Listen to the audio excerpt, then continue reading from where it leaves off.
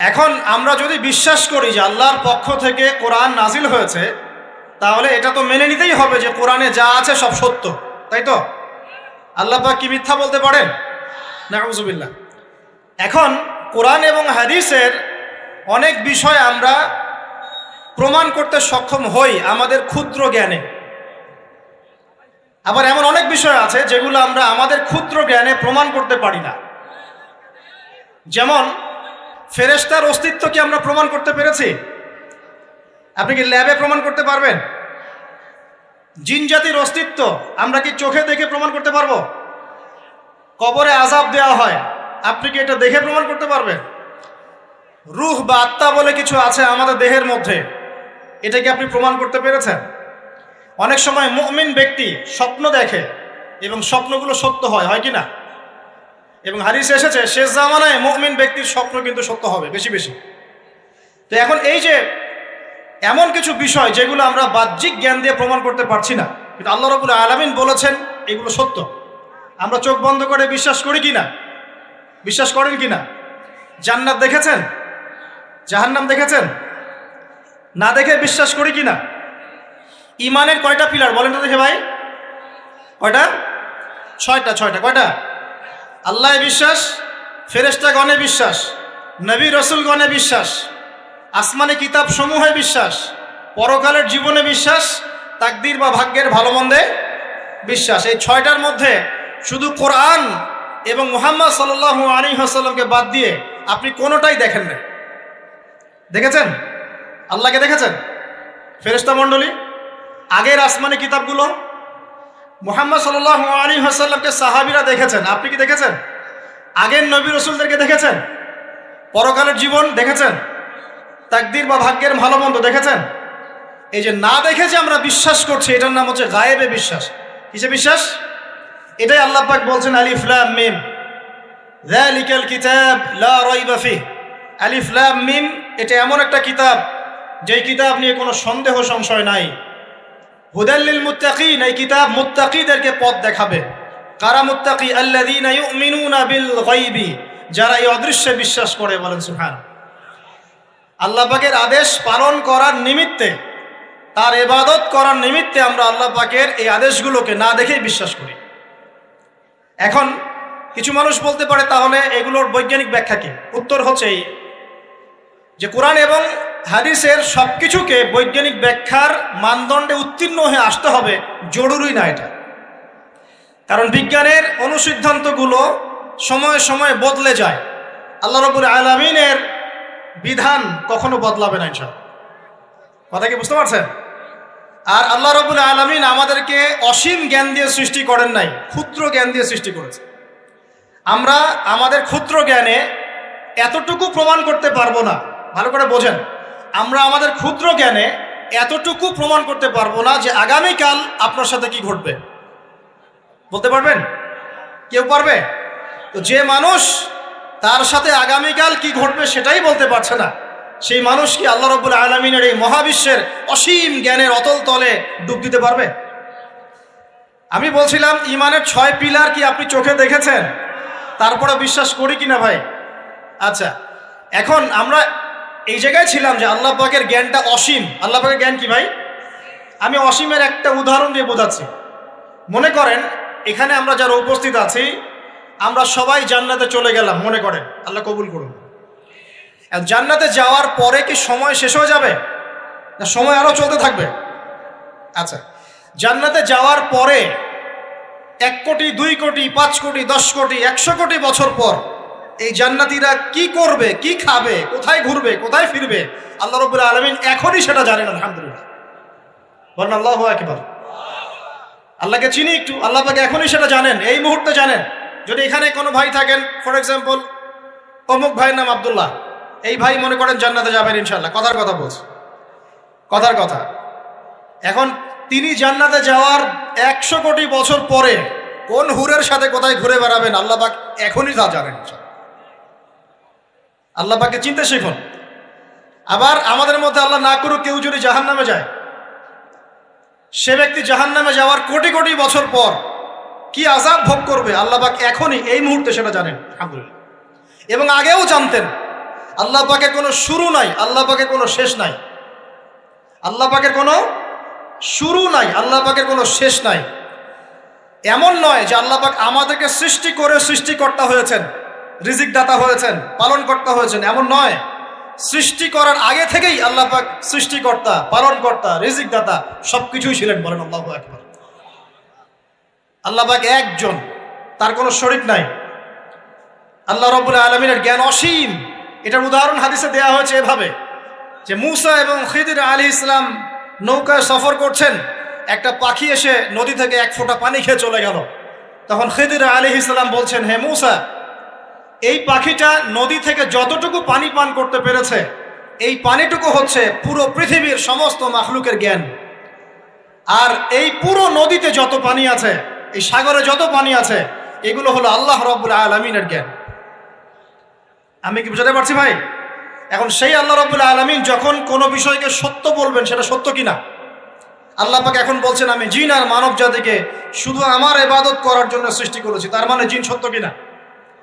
আচ্ছা, একটু বলে দেই, মানুষের মধ্যে যেমন ভালো মন্দ আছে, জিন জাতির মধ্যেও কি আছে? ভালো মন্দ আছে। দুষ্ট জিন মানুষের ক্ষতি করার চেষ্টা করে। কি করে ভাই? এবং দিন দিন কিন্তু এর প্রভাবটা বাড়ছে। তো এখান থেকে বাঁচার জন্য কিছু প্রোটেকশন আগে বলে দেই, তারপর সামনে যাই। প্রত্যেক দিন সকালে এবং সন্ধ্যায় 3 বার করে সূরা ইখলাস পড়বেন। কুল হুয়াল্লাহু আহাদ, আল্লাহুস সামাদ, লাম ইয়ালিদ ওয়া লাম ইউলাদ ওয়া লাম ইয়াকুল লাহু কুফুয়ান আহাদ। সকালে সন্ধ্যায় কয়বার? 3 বার। আর 3 বার পড়বেন সূরা ফালাক, কুল আউযু বিরাব্বিল ফালাক, এই সূরা। আর 3 বার পড়বেন সূরা নাস, কুল আউযু বিরাব্বিন নাস। এটা প্রত্যেক ফরজ নামাজের পর একবার করে পড়বেন আয়াতুল কুরসি। আয়াতুল কুরসি কোন সূরা আছে? কত নাম্বার আয়াত? মাশাআল্লাহ, 255। আল্লাহু লা ইলাহা ইল্লা হুয়াল হাইয়ুল কাইয়্যুম, এখান থেকে শেষ পর্যন্ত। আর কি করবেন? রাতের বেলা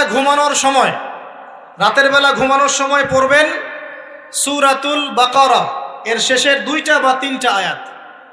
লিল্লাহি মা ফিস সামাওয়াতি ওয়া মা ফিল আরদ, এখান থেকে ফানসুরনা আলাল কওমিল কাফিরিন পর্যন্ত।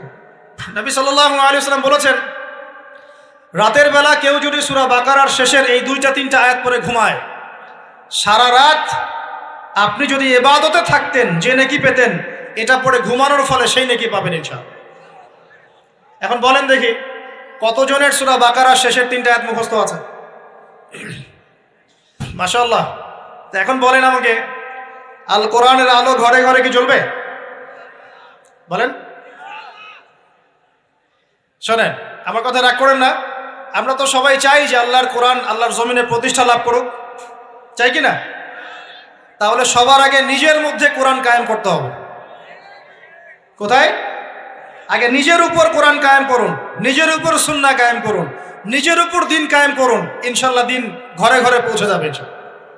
প্রত্যেক ঘরের মানুষ এই নিয়াত করতে পারি কি ইনশাআল্লাহ যে আমরা সবাই কোরআন পড়া শিখবো ইনশাআল্লাহ? কোরআনের বাছাই করা কিছু আয়াত অন্তত মুখস্থ করবো ইনশাআল্লাহ। পুরা কোরআন তোমাদেরকে মুখস্থ করতে বলছি না, হয়তো অনেকে পারবে না, যারা পেরেছে তারা সৌভাগ্যবান, আলহামদুলিল্লাহ। কমপক্ষে সূরা বাকারার শেষের 3টা আয়াত পারবো না ভাই? আয়াতুল কুরসি পারবো না? সূরা ফালাক, সূরা নাস, সূরা ইখলাস, সূরা কাফিরুন, সূরা হাশরের শেষের 3টা আয়াত, সূরা কাহাফ এর প্রথম 10 শেষ 10 আয়াত, সূরা কাহাফ প্রথম 10 শেষ 10 আয়াত, সূরা সাফফাত এর প্রথম 10 আয়াত, সূরা আর রহমান, সূরা ইয়াসিন, সূরা মুলক। এই যে কমন জিনিসগুলো, এগুলো মুখস্থ করতে পারবো না ভাই ইনশাআল্লাহ? আল্লাহ পাক সবাইকে তৌফিক দান করুন, বলি আমিন। আর এখন যারা বিয়ে শাদী করেন নাই, নিয়াত করেন যে আপনাদের ঘরে যে সন্তান আসবে, আচ্ছা সন্তানের আগে বউয়ে আসে নাকি? আচ্ছা, যারা বিয়ে শাদী করেন নাই নিয়াত করেন, দিনদার, মুত্তাকি, পরহেজগার, কোরআনওয়ালা মেয়ে ছাড়া বিয়ে করার দরকার নেই।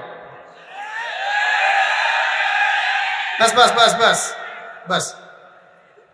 শোনেন, এর মানে এই নয় যে খালি মাদ্রাসার মেয়েদেরকে বিয়ে করবেন, বরং এমন অনেক দিনী বোন আছেন আমাদের স্কুল কলেজ ইউনিভার্সিটিতে পড়েন, তারা অনেক বেশি দিন চর্চা করেন। মাশাআল্লাহ। আমি বলেছি কোরআনওয়ালা, দিনদার, পর্দাশীল নারী বিয়ে করবেন। এবং দ্বিতীয় নিয়াত করেন, যে সন্তানই হবে কমপক্ষে একটা সন্তানকে হাফেজে কোরআন বানাবেন ইনশাআল্লাহ, একটা সন্তানকে আলেম বানাবেন ইনশাআল্লাহ। আপনার মেয়ে হলে সেই মেয়েকে আয়েশা রাদিয়াল্লাহু আনহার মতো বানান ইনশাআল্লাহ। আপনার ছেলে হলে আপনার ছেলেকে আবু বকর, ওমর, ওসমান, আলী রাদিয়াল্লাহু আনহুম আজমাইন তাদের আদর্শে করে তোলেন ইনশাআল্লাহ। পারা যাবে না ভাই? যখন ঘরে ঘরে কোরআনওয়ালা মানুষ তৈরি হবে না, আল্লাহর জমিনে আল্লাহর দিন এমনি প্রতিষ্ঠা হয়ে যাবে ইনশাআল্লাহ। বাতিল কোন দিক পালিয়ে যাবে ঠিক নাই? সবকিছু শেষ আছে না বলেন তো? সব কিছু শেষ আছে। নমরুদ আছে না নাই? দুনিয়াতে আছে। মানুষ তার নামও স্মরণ করে। যখন সে দুনিয়া ছিল মনে হচ্ছিল দুনিয়াটাই তার, তখন মনে হচ্ছিল কি দুনিয়াটাই নমরুদের। ফেরাউন দুনিয়া আছে না নাই? আছে। তার নামও কি মানুষ স্মরণ করে? যখন ফেরাউনের রাজত্ব ছিল, যুগ ছিল, তখন মনে হতো যে পুরো দুনিয়াটাইও। কথা বুঝতে পারছেন না? এরকম প্রত্যেক যুগে যুগে। আজ জাতির নাম শুনেছেন? আজ জাতি এই তাল গাছের সমান লম্বা চওড়া ছিল এক একজন। বিশ্বাস করছেন না? তাল গাছের সমান লম্বা চওড়া ছিল এবং পাহাড় কেটে কেটে তারা বাড়িঘর নির্মাণ করত। তাদের কাছে আল্লাহ পাক নবী হিসেবে পাঠিয়েছিলেন হুদ আলাইহিস সালামকে। কোন নবী? সূরা হুদ পড়ে দেখবেন। আপনি যদি কবিতা, সাহিত্য, ছন্দ এগুলো পছন্দ করেন তাহলে সূরা হুদ আপনার জন্য। সুবহানাল্লাহ। আপনি যদি কবিতা, সাহিত্য, ছন্দ, বালাগাত পছন্দ করেন, সূরা আর রহমান আপনার জন্য, সূরা হুদ আপনার জন্য, সূরা শুআরা এগুলো আপনার জন্য। এত চমৎকার কাব্যিক বিন্যাস আছে, মানে কবিতার ছন্দে ছন্দে উপন্যাস ব্যাখ্যা করা হয়েছে বলে। সুবহানাল্লাহ। মানুষ তো কোরআনকে মূল্যায়ন করে না। আমি লাস্ট জুমার খুতবার একটা লেকচারে বলেছিলাম, সূরা ইউসুফ, এই যে এখন সারা বিশ্বে অর্থনীতি নিয়ে যে কত কথা হচ্ছে, অর্থনৈতিক সংকট, এইটা সেটা বলা হচ্ছে না? সবার ঘরে ঘরে এগুলো আলোচনা হয় তো, মাশাআল্লাহ। আপনি বিশ্বাস করেন সূরা ইউসুফের মাত্র 4টা আয়াতের মধ্যে আল্লাহ পাক এই পুরো বিশ্বের অর্থনৈতিক সমস্যার সমাধান দিয়ে দিয়েছে। বলে দিব কি সমাধান? পরে বলছি। আগে আপনাদের এই পয়েন্টটা শেষ করি। ঘরে ঘরে কোরআনওয়ালা মানুষ তৈরি হবে তো ইনশাআল্লাহ। আল্লাহ কবুল করুন, বলি আমিন। কোরআনের এই বিশেষ সূরাগুলো মুখস্থ করতে পারবো তো ইনশাআল্লাহ ভাই? এগুলো নিয়মিত চর্চা করলে আপনাকে দুষ্ট জিন, জাদু, বদনজর এগুলো গ্রাস করবে না ইনশাআল্লাহ। আরেকটা বইয়ের নাম বলে দেই, বই কিনবেন। আমি যে প্রত্যেকটা লেকচারে একটা একটা করে 2টা করে বইয়ের নাম বলি, বইগুলো কিনবেন আল্লাহর রাস্তায়। আজকে শুধু একটা বইয়ের নাম বলবো না, আজকে আমি এমন একজন রাইটারের নাম বলে দিব যে রাইটারের সবগুলো বই বাসায় কিনবেন আপনারা ইনশাআল্লাহ। যদি আপনি এই রাইটারের, এই আলেমের সবগুলো বই বাসায় রাখতে পারেন এবং চর্চা করতে পারেন, ইনশাআল্লাহ আপনি সিরাতুল মুস্তাকিমেই থাকবেন ইনশাআল্লাহ। আমি আপনার জিম্মেদার হচ্ছি ইনশাআল্লাহ। যদি আপনি পথভ্রষ্ট না হয়ে যান, এই বইগুলোতে এত চমৎকার করে গাইডলাইন দেয়া আছে, আপনি ইনশাআল্লাহ সঠিক পথেই থাকবেন। নামটা বলে দিব। সবার প্রিয় আলেম, পুরো বিশ্বের, শুধু বাংলাদেশের নয়, অন্যতম একজন প্রিয় আলেম, বিদগ্ধ আলেমে দ্বীন আল্লামা মুফতি তকি উসমানী দামাত বারাকাতুহু। নাম শুনেছেন? এই নামটা শুনেছেন? আচ্ছা, তার অনেক বই আছে, প্রায় 200, 300, 400। সবগুলা বই বাসায় কিনবেন ইনশাআল্লাহ। ইবাদত নিয়ে বই আছে, মুআমালাত নিয়ে বই আছে, তাসাউফ নিয়ে বই আছে, জিকির নিয়ে বই আছে, অর্থনীতি নিয়ে বই আছে, ওয়ার্ল্ড অ্যাফেয়ার্স নিয়ে বই আছে, প্রতিটা সাবজেক্ট ধরে ধরে বই আছে। কোথায় পাবেন? এই তো অনলাইনে অনেক বুকশপ আছে না, এগুলোতে পাবেন। বাংলা বাজারে ঢাকায় পাবেন। এগুলো অনুবাদ হয়ে গেছে আলহামদুলিল্লাহ। এবং বাংলাদেশে অনেক স্টুডেন্ট আছে তার হাতে গড়া। তাদের এলেম, তাদের আমল, তাদের আখলাক দেখলে পরকালকে চেনা যায়। মাশাআল্লাহ। বই কিনতে পারবেন তো একটু ইনশাআল্লাহ? আরে ভাই, ইউনিভার্সিটির ক্যান্টিনে বসলেই তো 100 টাকা শেষ হয় আপনার। আর ক্যান্টিনে যদি বোরখাওয়ালা কাউকে নিয়ে বসেন তাহলে তো শেষ। এখন সহি প্রেম করে মানুষ। এক ভাই প্রশ্ন করেছে সেদিন, কালকেই, যে সে দিনের পথে ফিরে এসেছে কিন্তু তার গার্লফ্রেন্ডকে ভুলতে পারে না। তো বলছে, ভাই তাকে দাওয়াত দেওয়ার খাতিরে হলেও কি ফোনে কথা বলা যাবে? কি উত্তর দিব বলেন? আপনি পবিত্র হতে যাচ্ছেন কি না? পবিত্র হতে চাচ্ছেন, পবিত্র পথে আসতে চাচ্ছেন, তাহলে অপবিত্র পথে আবার কেন ফিরে যাবে? এগুলো কি হালাল না হারাম? আল্লাহ পাক বলেছেন, লা তাকরাবু জিনা, জিনার ধারের কাছেও যেও না, ধারের কাছেও যেও না। দেখেন, এই একই কথা আল্লাহ পাক আদম এবং হাওয়া আলাইহিস সালামকে এইরকম শব্দে বলেছিলেন, ওয়ালা তাকরাবা হাযিহি শাজারা, তোমরা এই গাছের ফল খেও না এমন নয়, তোমরা এই গাছের কাছেও যেও না। আমার কথা কি বুঝতে পারছেন? মানে এই বাঁশ অতিক্রম করে এসো না এমন নয়, এই বাঁশের কাছেও বসবা না। বুঝতে পারছেন কথা? একইভাবে আল্লাহ বলছেন ওয়ালা তাকরাবু জিনা, তোমরা জেনা করো না এমন নয়, জেনার কাছেও। ফিজিক্যাল রিলেশন তো অনেক দূরের কথা, হারাম। আপনি ফোনেও কথা বলবেন না, আল্লাহ পাক তৌফিক দান করেন। আপনি যদি পবিত্র থাকতে পারেন ইনশাআল্লাহ তাআলা আল্লাহ পাক আপনাকে আপনার উপযুক্ত পাত্রী দিবেন ইনশাআল্লাহ। আর যদি আপনি পবিত্র থাকতে না পারেন, এমন হতে পারে হয়তো আপনি পবিত্র কাউকে পান নাই, হতে পারে কি না? আচ্ছা প্রিয় ভাইয়েরা, বইটা কিনবেন, বইটার নাম, দোয়ার বইটার নাম হলো হিসনুল মুসলিম। কি নাম? হিসনুল মুসলিম। যদি কিনতে না পারেন ওই যে প্লে স্টোরে ঢোকেন, প্লে স্টোরে ঢুকে দেখবেন যে একটা অ্যাপস আছে হিসনুল মুসলিম। এখানে যতগুলো দোয়া আছে সবগুলো দোয়া আগামী 1 বছরের মধ্যে মুখস্থ করবেন। রাজি আছেন কি না? আর এখানে সকাল সন্ধ্যায় পড়ার জন্য কিছু দোয়া আছে, সকাল সন্ধ্যায় পড়ার। এই দোয়াগুলো আল্লাহর ওয়াস্তে মুখস্থ করবেন, পারবেন ইনশাআল্লাহ? আল্লাহ তৌফিক দান করবেন, আমিন। আর একটা আমল বলে দিব, তারপর সামনে যাব। সেটা হলো 5 ওয়াক্ত নামাজ তো পড়েন মাশাআল্লাহ, নাকি? কারা কারা নামাজ 5 ওয়াক্ত পড়েন হাত তোলেন দেখি। আলহামদুলিল্লাহ, মাশাআল্লাহ, হাত নামান। আর যারা নামাজ পড়েন না তাদেরকে আমি একটা হাদিস শোনাবো, একটা হাদিস শুনবেন। নবী সাল্লাল্লাহু আলাইহি ওয়াসাল্লাম বলেছেন, قال النبي صلى الله عليه وسلم بين العبد وبين الكفر والشرك ترك الصلاة। আল্লাহ পাকের বান্দা আর একজন কাফের মুশরিকের মধ্যে পার্থক্যই হচ্ছে নামাজ। আল্লাহ পাকের বান্দা মানে মুমিন মুসলিম এবং একজন কাফের মুশরিকের মধ্যে পার্থক্য কি? মান তারাকা সালাতান মুতাআম্মিদান ফাকাদ বারিয়াত মিন যিম্মাতিল্লাহ। কেউ যদি ইচ্ছাকৃতভাবে তার উপর ফরজ নামাজকে ছেড়ে দেয়, সে যেন আল্লাহ পাকের জিম্মেদারি থেকে মুক্ত হয়ে গেল। অন্য হাদিসে আছে মান তারাকা সালাতান মুতাআম্মিদান ফাকাদ কাফার। কেউ যদি ইচ্ছা করে নামাজ ছেড়ে দেয়, সে ব্যক্তি কুফরি করলো। বলি নাউযুবিল্লাহ। আমরা কি কুফরি করতে চাই নাকি ভাই? নামাজের কথা বলেছি, 5 ওয়াক্ত নামাজ কারা কারা পড়েন না হাত তোলেন এবার। আচ্ছা, লজ্জার কিছু নাই। এখন আমার সাথে তওবা করেন, আমার সাথে তওবা করেন, বলেন আস্তাগফিরুল্লাহ আল্লাযী লা ইলাহা ইল্লা হুয়াল হাইয়ুল কাইয়্যুম ওয়া আতুবু ইলাইহি। আল্লাহর কাছে সাক্ষী রেখে বলেন, আল্লাহ আমি জীবনে যত রাকাত নামাজ ছেড়ে দিয়েছি এর জন্য আমাকে মাফ করে দাও। ইনশাআল্লাহ আগামী জীবনে আমি বিনা ওজরে 1 ওয়াক্ত নামাজও বাদ দিব না ইনশাআল্লাহ। রাজি আছেন ইনশাআল্লাহ? বাস এই একটা নসিহত যদি আজকে আপনারা আমল করতে পারেন, ইনশাআল্লাহ আজকের মাহফিল সফল। পারা যাবে? আর বই কিনতে বললাম 1 নাম্বার কোন বই বলেন? হিসনুল। আর কোন আলেমের নাম বলেছি? আল্লামা, জোরে বলেন। তার অনেকগুলো বই আছে, কেনার চেষ্টা করবেন তো ইনশাআল্লাহ।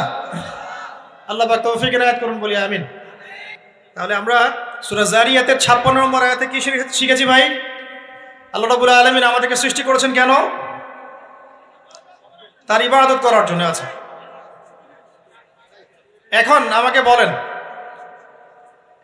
বলেন যে আল্লাহ পাকের ইবাদত করার জন্য আল্লাহ পাক এই দুনিয়াতে আমাদেরকে কত বছর সময় দিয়েছেন? বলেন দেখি। সর্বোচ্চ কত হবে? সর্বোচ্চ 60, 70, 100 হতে পারে। এই তো। আমরা কি চিরস্থায়ী থাকবো এখানে না চলে যাব?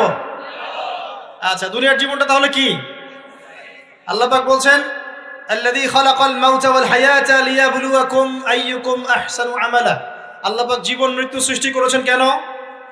আল্লাহ পাক পরীক্ষা করার জন্য যে এই দুনিয়ার জীবনে আমলে কে শ্রেষ্ঠ, আমলে কে শ্রেষ্ঠ।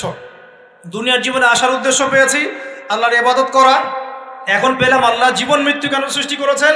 আমলে পরীক্ষা করার জন্য যে কে শ্রেষ্ঠ হচ্ছে। আমাদের উদ্দেশ্য কি? আমাদের উদ্দেশ্য হচ্ছে পুলসিরাত পার হয়ে জান্নাতে যাওয়া। উদ্দেশ্য কি? পুলসিরাত পার হয়ে জান্নাতে যাওয়া। সূরা আলে ইমরানের 185 নম্বর আয়াতে আল্লাহ পাক বলেছেন কুল্লু নাফসিন যায়িকাতুল মাউত। প্রত্যেকটা নফস মৃত্যুর স্বাদ গ্রহণ করবে, এরপর কিয়ামতের মাঠে তাদের আজর তাদেরকে পূর্ণ মাত্রায় বুঝিয়ে দেওয়া হবে। আল্লাহ পাক বলছেন ফামান যুহজিহা আনিন নারি ওয়া উদখিলাল জান্নাতা ফাকাদ ফাজ। ওই দিন যে ব্যক্তিকে জাহান্নাম থেকে বাঁচানো হবে এবং জান্নাতে প্রবেশ করানো হবে, সেই ব্যক্তি হচ্ছে সফল। কথা ঠিক কিনা? তাহলে উদ্দেশ্য পেলাম তো, আমাদের গন্তব্য পেলাম তো। আমাদের গন্তব্য কি তাহলে? জান্নাত। এখন এই দুনিয়ার জীবনে আমরা সর্বোচ্চ হয়তো 100 বছর বাঁচবো, আল্লাহ ভালো জানেন, তাই তো? এই দুনিয়ার জীবনের এই হায়াতের সবচেয়ে ইম্পর্টেন্ট টাইমটা কোনটা বলেন? সবচেয়ে ইম্পর্টেন্ট টাইম কোনটা? যৌবন কিনা? যৌবন কাকে বলে? যৌবন কাকে বলে? কত বছর থেকে কত বছর পর্যন্ত? 20 থেকে 40, বা 15 থেকে 40, বা 20 থেকে 50, এই তো? আচ্ছা, এই বয়সের মধ্যে কারা কারা আছেন হাত তোলেন দেখি। মাশাআল্লাহ, সবাই তো দেখে এই বয়সে, হাত নামান। এখন এই বয়স সম্পর্কে আগে 2টা হাদিস শোনেন, আমার দিকে তাকান, তারপরে আমি বলছি অবস্থা কি, করণীয় কি। আমি বলেছি যুবকদেরকে কিছু নসিহত করবো আজকে, নিয়াত করেছি, ঠিক আছে ভাই? আচ্ছা, যুবকদের সম্পর্কে প্রথম হাদিস, রাসূল সাল্লাল্লাহু আলাইহি ওয়াসাল্লাম বলেছেন, কিয়ামতের মাঠে মানুষ যখন উঠবে, আমরা উঠবো কিনা? আচ্ছা, নাকি উঠবো না? যারা আগুনে পুড়ে গেছে তারা উঠবে কিনা? যারা পানিতে ডুবে গেছে, যাদের লাশও খুঁজে পাওয়া যায় নাই, উঠবে কিনা? উঠবে। আচ্ছা, যখন মানুষ উঠবে তখন তাকে 5টা প্রশ্ন করা হবে। কয়টা ভাই? এই 5টা প্রশ্নের আগে সে তার পা সামনেও ফেলতে পারবে না, পিছনেও ফেলতে পারবে না। আমরা কি একটু চিন্তা করতে পারছি কত ভয়ঙ্কর হবে বিষয়টা? এই সামান্য গরমে আমাদের অবস্থা খারাপ, সূর্য সেদিন সামনে নিচে, আর মানুষ উঠে দাঁড়িয়ে আছে, তাদেরকে 5টা প্রশ্ন করা হবে।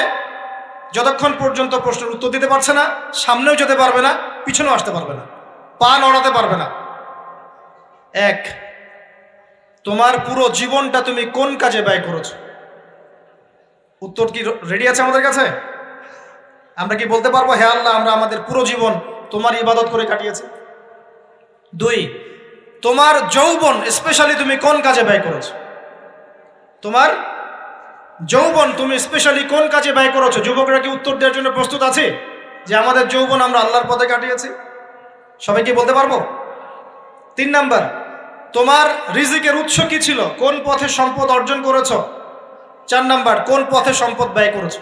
কোন কোন খাতে সম্পদ ব্যয় করেছো? আমরা কি আমাদের আয় এবং ব্যয়ের হিসাব দেওয়ার জন্য প্রস্তুত? 5, তোমাকে আমি যে জ্ঞান দিয়েছিলাম সেই জ্ঞান অনুযায়ী আমল করেছো কিনা? আল্লাহ পাক আমাকে আপনাদের সবাইকে তৌফিক দান করুন, জানা অনুযায়ী আমল করার তৌফিক দান করুন। এই 5টা প্রশ্নের মধ্যে যৌবনকাল ইম্পর্টেন্ট কিনা ভাই? গুরুত্বপূর্ণ কিনা? মাথায় রাখি। সামনে একটা হাদিস শুনুন, রাসূল সাল্লাল্লাহু আলাইহি সাল্লাম বলছেন, এই কিয়ামতের মাঠেই 7 শ্রেণীর মানুষকে আল্লাহ পাক বিশেষ মেহমানদারির ব্যবস্থা করবেন, আরশের ছায়ায় ছায়া দিবেন ইনশাআল্লাহ। কোথায় ছায়া দিবেন? ওই দিন এই ছায়া ছাড়া অন্য কোনো ছায়া থাকবে না। নবী সাল্লাল্লাহু আলাইহি ওয়াসাল্লাম বলছেন, তার মধ্যে প্রথম শ্রেণী হচ্ছে ইমামুন আদিল, ন্যায়পরায়ণ শাসক। ন্যায়পরায়ণ, আচ্ছা, ন্যায়পরায়ণ শাসকের একটা এক্সাম্পল দেই। মক্কার জাহেলি যুগে সাহাবীরা ঈমান নিয়ে এসেছেন, বাস তাদের উপর নির্মম নির্যাতন শুরু হয়ে গেছে, আবু জেহেল, আবু লাহাব, উতবা, শাইবা। তখন সাহাবীরা আল্লাহ রাসূলের কাছে এসে বলছেন, ইয়া রাসূলুল্লাহ, আপনি একটু বদদোয়া করেন, তাদের উপর বদদোয়া করেন, আমরা তো আর পারছি না। নবী সাল্লাল্লাহু আলাইহি ওয়াসাল্লাম বললেন, তোমরা মক্কা থেকে হিজরত করে হাবাসায় চলে যাও। কোথায়? হাবাসা। হাবাসা মানে হচ্ছে আবিসিনিয়া। আবিসিনিয়া মানে এখনকার ইথিওপিয়া, ইরিত্রিয়া। নাম শুনেছেন কি? বিশেষ কোচিং তো করছেন অনেকে। আফ্রিকা মহাদেশের একটা ছোট্ট দেশ ইরিত্রিয়া, ওখানে চলে যাও। তখন বলেছিলেন তিনি হাবাসায় চলে যাও। সাহাবীরা জিজ্ঞাসা করছেন, হাবাসায় কেন? নবী সাল্লাল্লাহু আলাইহি ওয়াসাল্লাম বলছেন, সেখানে একজন খ্রিস্টান ন্যায়পরায়ণ শাসক আছেন, যার রাজ্যে কেউ জুলুমের শিকার হয় না। কি বললাম বলেন তো? হাবাসা কে আছেন? একজন মুসলিম না খ্রিস্টান? খ্রিস্টান ন্যায়পরায়ণ শাসক আছেন, যার রাজ্যে কেউ জুলুমের শিকার, মুসলমান নন এমন একজন শাসকের প্রশংসা করে আমাদের নবীজি বললেন, তার রাজ্যে কেউ জুলুমের শিকার হয়। সুবহানাল্লাহ। সাহাবীরা সেখানে হিজরত করলেন, নেতৃত্ব দিয়েছেন জাফর বিন আবি তালিব রাদিয়াল্লাহু আনহু। সেই সাহাবী বাদশাহ নাজাশী, তার নাম ছিল বাদশাহ নাজাশী, তার সামনে দাঁড়িয়ে সূরা মারিয়াম তেলাওয়াত করেছিলেন। ওই সূরা মারিয়ামে ইয়াহইয়া, জাকারিয়া, ঈসা, তার মা, এই গল্প ঘটনাগুলো আছে। এই সূরার তেলাওয়াত শুনে বাদশাহ নাজাশীর চোখ দিয়ে পানি পড়তে পড়তে দাড়ি ভিজে গিয়েছে। সুবহানাল্লাহ। শেষে তিনি ঈমান নিয়ে আসেন, মুসলমান হন, আলহামদুলিল্লাহ। আমাদের নবীজি তার জানাজার নামাজ পড়েছিলেন, আমাদের নবীজি তার গায়েবানা জানাজার নামাজও পড়েছেন, বলে সুবহানাল্লাহ। এখানে একটা পয়েন্ট খালি বলতে চাই, একজন অমুসলিম শাসক সম্পর্কে আমাদের নবীজি মন্তব্য করেছিলেন তার রাজ্যে কেউ জুলুমের শিকার হয় না। আর আজকের দিনে সারা বিশ্বের কোনো কোনো ক্ষেত্রে মুসলিম শাসকদের ব্যাপারেও এই কথা বলা যায় না যে তার রাজ্যে কেউ জুলুমের শিকার হয়। আল্লাহ পাক বলছেন আরশের ছায়া আমি ছায়া দিব 7 শ্রেণীর মানুষকে। কয় শ্রেণী? তার মধ্যে প্রথম শ্রেণী হচ্ছে ইমামুন আদিল, ন্যায়পরায়ণ শাসক। আল্লাহ পাক আমাদের সমস্ত শাসকদেরকে ন্যায়পরায়ণ হওয়ার তৌফিক দান করুন। 2 নাম্বার, সেই যুবককে আমি সেখানে আশ্রয় দিব যেই যুবক তার যৌবনকালটা আল্লাহর পথে কাটিয়ে দিয়েছে। এবার কি হাদিসটা আপনি পেয়েছেন? এর আগের হাদিস কি শুনলেন?